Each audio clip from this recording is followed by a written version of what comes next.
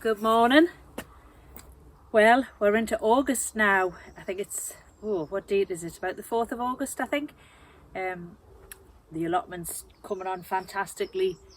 Things are starting to crop in an abundance. So I thought I would give you a little tour and show you what's going on this early August at the allotment.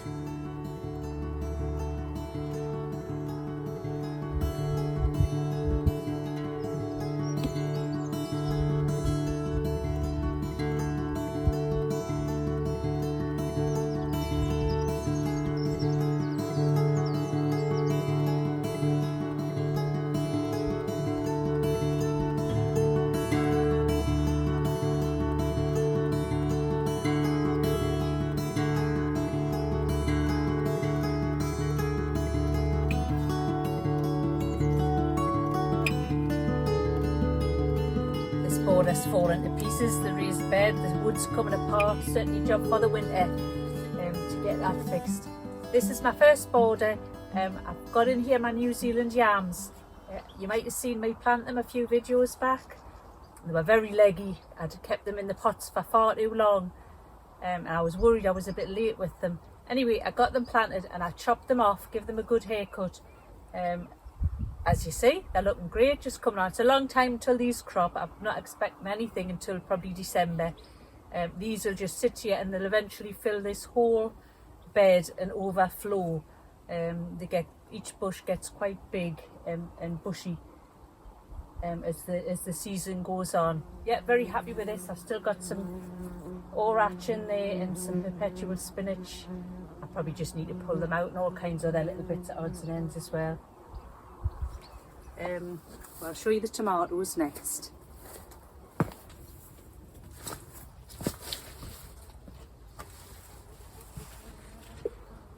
So if you saw last week's video, this is what I was doing. It's actually only a day or two ago since I did this. I've got all my tomatoes in here, all different varieties. I've got Moneymaker, I've got Gardener's Delight, I think I've got some Sun Gold, and I don't know what else. As you know, they got mixed up. In the last video you saw me pruning these to try and combat any kind of mildew that they might get. It's this time of year when it all starts, the mildew.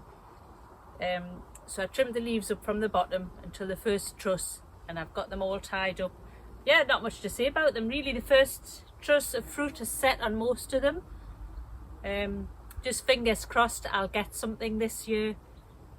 I'm a bit doubtful because it was such a cold spring and they went in so late. I haven't got a lot of time, but we'll see. Might get a little bit, I'm sure I will get something. Well, this is the tomato bed. They're finished now. Actually, there is still one or two tiny little ones left. But yeah, more or less finished. They did well, I was pleased. And we did get loads of flowers on. And so I thought I would get quite a good crop. I was worried about them getting mouldy because we had quite a lot of wet weather just at the time they were due to harvest, but actually we didn't have too much of a problem with that. And I had 2 big bags of strawberries in the freezer at home. Probably got about 3/4 of a bag left now. We'll go through them pretty fast into smoothies and what have you. Next to that's my Comfrey, which is just doing a fabulous job attracting the bees. And actually I'll just show you because I took some cuttings a couple of weeks ago and I'm going to show you how they are coming on.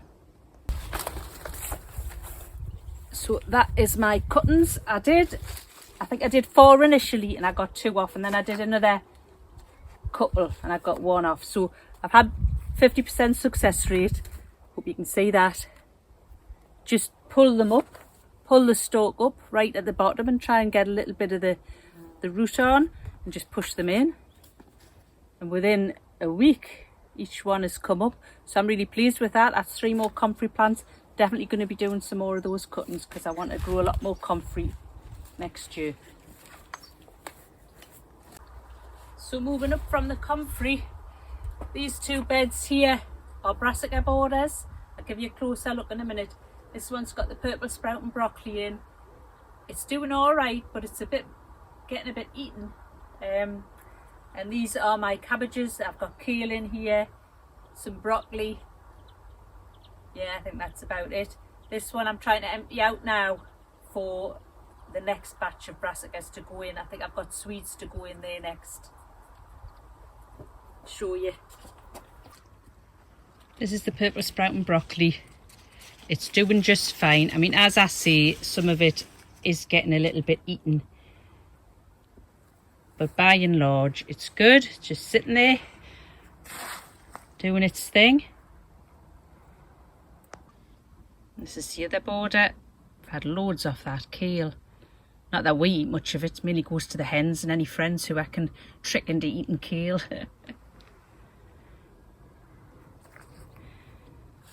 And then along, I've taken quite a lot of cabbages out here. It's the first year I've been successful with cabbages. I've never been able to grow them the last 2 years.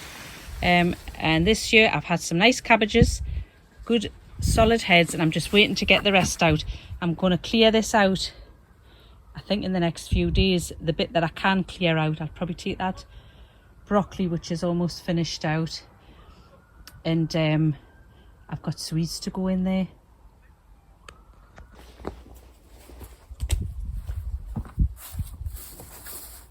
This little border, I've got Courgettes there. Now, I haven't really been able to figure out what it is I'm meant to harvest with the Courgettes.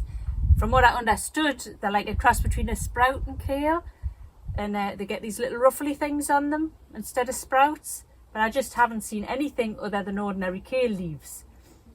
So I don't know, maybe it's too early for them, or who knows. Anyway, the hens can have that as well. And it's a very decorative plant actually. It's lovely. Lovely purple stem and purple veins through the leaves and lovely curly leaves. I like it. These are Swedes which suffered terribly when I first put them in. Something's eaten them and it still is eating them. But I think they're going to be all right. I put this round each stem to try and stop them. What it is, and it has worked to a point, I think, to stop the slugs and the snails. And what it is I got this, it came in a big long strip like this. It was packaging. We ordered some meat online, and it came in insulated packaging, like with ice blocks and stuff, I think. And this is wool, it's just pure wool. So I knew that you can buy wool pellets to deter slugs. So I thought, oh well, I dug this out and I've just cut it into squares and cut a little lining and draped it around the plant. And as I say, it has helped. I think they are still getting to them a little bit, but I think it's stopped them being absolutely massacred. So, and I thought I had more of this, and I thought I had used it to package something up and send it away. So I was gutted. I was so mad because I've got loads of brassicas to go in. Anyway, I found it the other day, so I'm really pleased. So it means I'll have enough to do a lot of me brassicas when the rest of them go in. I put down nematodes at the beginning of the year. I've got a video on that as well. So you dissolve this powder with these little bugs in, basically, that are parasites to slugs, and you pour it on all your borders, but it only lasts 6 weeks. Now, of course, it's always a bit hard to gauge whether things are working, but I think it did work. I do think it did work, but you've got to do it every 6 weeks, and I can see that after that 6 weeks was up, definitely I started to get more pest damage on the plants. However, at £14 a shot, I didn't really feel like getting it a second time. If I was rich, I would, because it does work, I think. And there's nothing more frustrating than every day you come up and there's more nibbled out of your plants that you've worked so hard to grow, isn't it? Anyway, I think we're on top of it. I'm pretty sure we'll get some turnips out of this.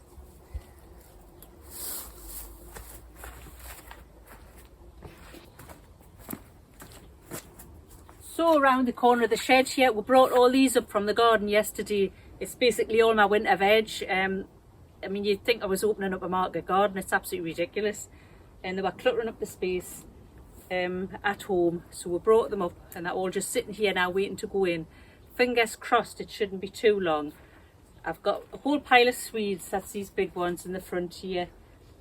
Oh, I don't know what I've got. Cabbages, sprouts. I've got masses of leeks to go in. I've got more leeks down the road as well. So yeah, they're just all sitting here happily coming on. Actually, these Swedes are desperate to get in the ground. The leaves are starting to yellow, but they will be going in shortly, as soon as I can get that little cabbage bed sorted in the next couple of days. I think probably be in the next video actually. And then behind here, I'll show you, I've got my squash. They're so fabulous, I can't wait to show you. This is the trough that Kenny built it a while ago now, and we put in 2 uchikikuri squash with our own compost, and I mean they have just exploded. They look glorious. They're just climbing all over this fence, which is what I wanted. And I've got some squash coming, I'll show you. So it's stretching the whole width of this fence. So vigorous. And then my prized pumpkin so far, squash rather, is this little beauty here. Can you see? It's pretty big. It's bigger than a head. Anyway, the only issue is, of course, it's outside the fence. So I hope nobody pinches it. Anyway, we'll have to go around at the time when it comes to harvest time and pick it. There's a few more coming. That's by far and away the best one. Oh, there's another one there. That's on the other side of the fence as well. Yeah, delighted. Couldn't be happier with this squash. Just even as a feature, it looks so nice.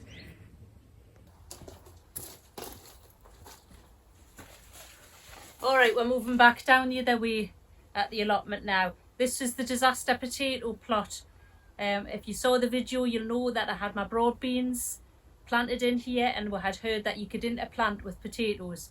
However, the broad beans were so tall and so bushy, the potatoes were all thin and long and stringy. They weren't thriving at all. It's my main crop potatoes. I've got pink fir apple and Mayan gold in here. So as you see, they look awful. I've just left them to get on. I think they look a bit better than they did when we first took the broad beans out. I'm just going to leave them to get on, and I'm sure we'll get something out of it, but I'm not expecting a big crop here, which is a disappointment because earlies weren't very good either. Not a good year for potatoes for us, but maybe I'm speaking too soon. So next border down, this is the runner beans. They're doing well. This little side of it's doing great. That little side pretty sparse. I'll show you why. Anyway, yeah, the broad beans are in. Can you see that? But we don't harvest them at the bean stage, at this stage. We don't really like the quite coarse furry pods. Even when they're younger, we're not keen on them. And we've got French beans and stuff like that at this time of year anyway. There's the one. We leave them to mature fully on the plant until they go brown, and then we'll get the seeds out, the actual beans. And they're delicious in soups and casseroles. So just dry them out on the sideboard, put them in a jar, and that's food for the winter. They last all winter. I've just finished the last of last year's. Although I don't think I'll have so many this year. As I say, I only seem to have half my trellis that's really thriving. I'll show you why. So this is at the other side of the trellis. I'm just going to try and show you why these haven't thrived. Thriven, is that a word? So down below here, I've just got an absolute mass of potatoes that came up of their own accord. It was supposed to be all runner beans. And because I was having so many trouble with all my other potatoes, I've just let these go because I would like to get potatoes of some sort. So in fact, what they've done is, I think they've just kind of smothered out the beans from this side. But this border is just crazy. It's like an Amazon jungle. I love it. I've got a tomato in there. I think that just grew itself. And I've got a lot of these dwarf runner beans, which are very pretty. They're all different colours. That's why I got them actually. It's a lovely peachy one.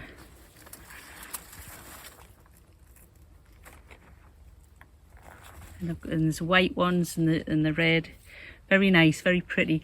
I'm not sure of the wisdom of growing dwarf beans when you could grow up the way and get much more. However, that's what we've got. And this border is just a mad riot of chaos and loveliness. I love it. I don't know how much food I'll get out of it, mind. The next border is the peas. As you can see, they are going crazy. Fabulous. I love peas. And I started to harvest them in last week's video. You saw them. We've been harvesting them most days since then. you know, we're getting a good amount. I'm pleased with it. I do feel as if I've left some of them a bit too long though, and the peas lose their sweetness when you do that. But I'm hoping to get the peas out soon, in the next week maybe, if I can get them all to ripen up and pick them and get some winter veg in there. So where are you? Oh, there you are. Can you see me here? I don't even know. This is the front of this pea border. The bean border and the pea border are just mental. They're absolutely crazy. Got so much stuff in them that most of it just, well, some of it volunteered. So I've got tomatoes right at that side there. I did put those in. I'm not sure how they'll do. Oh, there are some fruit on them actually. But yeah, they're nice and tall. They're coming on lovely. Right, the other interesting thing I've got in this border is Asparagus Peas. What it said on the seed packet was you pick the pod and you eat the whole pod and it tastes like asparagus, but it's a type of pea. It's been a lovely bush. It's just like a bushy mound, and it had beautiful little red flowers on. Really a pretty, there you can see some of the flowers. They haven't quite opened out yet, like a pea flower, but like a dark red. A very pretty bush. You could even grow this in your garden just for the way it looks.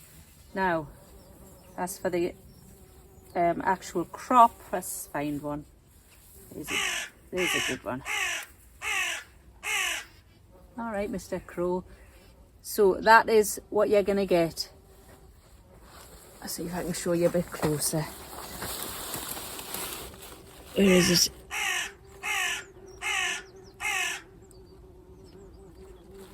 So that is them, and you eat the whole pod. Eat that crow. He's calling for his friends. They'll all start up in a minute. Anyway, so that's what you get. Do they taste like asparagus? No. They don't even taste like peas. I thought these would be nice raw, but they're not. You know, if you eat like a really green banana and it kind of sucks all the moisture out of your mouth, it's a bit like that. They're weird. But cooked, they're fine. I've just been using them in stir fries. You could boil them and just have them as a side veg, and they're fine like that. I would have to say they don't have a great deal of taste. They're not spectacular, but I think I would grow them again because they've been very easy to grow. We've had quite a lot of them, and they're very pretty. So yeah, although they are not earth-shattering, I would grow it again. There's those crows making all that noise. Alright, moving on from the peas, the asparagus peas. This is my big raised bed, and this is where I put my courgettes this year. Look at how gorgeous they are. They are doing so well. I'm delighted.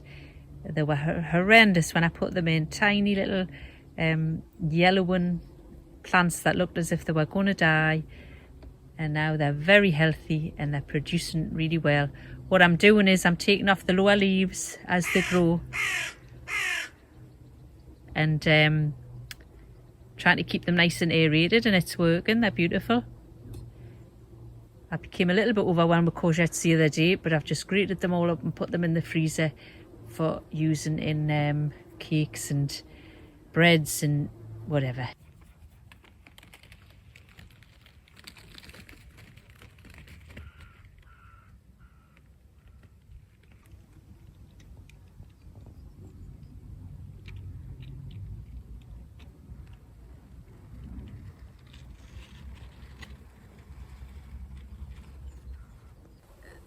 I haven't really taken very good care of this little patch, and it hasn't been terribly productive for me in some ways, but in other ways it's been alright. I'll show you.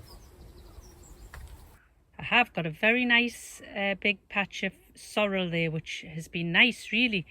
Very easy to grow. I'm glad I've discovered it.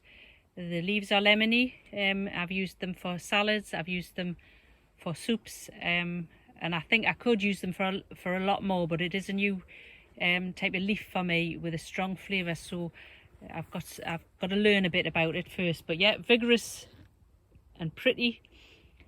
And around there I've got beetroots grown. As usual, I just don't have much success with beetroot. I'm not sure why. That's the cylindra beetroot. They kind of push themselves out of the ground as they grow. They're strange, really. So I've had a few of them and I'm hoping for a lot more. And then all around the edges of this border, whoops, oh dear, that's me. My raised bed coming to pieces. Oh wait, take two. Yeah. All around the edges I've got tomatoes. These are like your tumbling variety. I think these are tumbling Tom, but as you know, me tomato varieties are mixed up, so I don't know. I think they're going to do all right. They have done in the past. Oh, there's a little bit of fruit setting. Lots of flowers, so I'm confident I'll get something off them and quite happy about them. And these are like a massive load of chives, which I chopped right down to about that height. Cool, I mean, not 2 weeks ago, and they're already back up to here. I think I'll have to chop them down a bit because they're a little bit invasive. I've got spring onions and garlic chives trying to get a hold at either side. I think these are choking them out a bit. And how many chives can one person eat, or a whole family for that matter? Anyway, yeah, so that's that border.